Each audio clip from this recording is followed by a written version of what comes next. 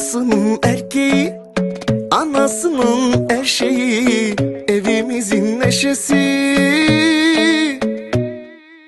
Rabbim benim ömrümden alsın, seninkine yavrum katsın. Bu can sana kurban olsun, feda olsun, helal olsun.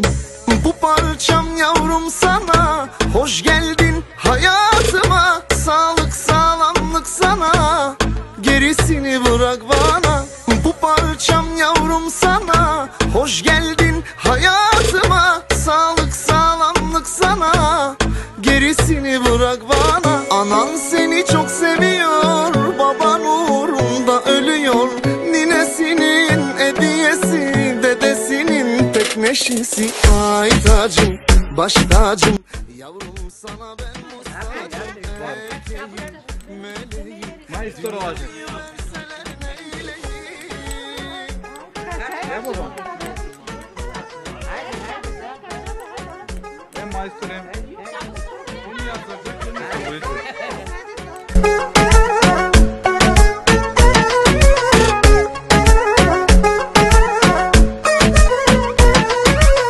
Пощастлив едва ли съм бил, по-щастлив от всякога. Днес роди ми се момче.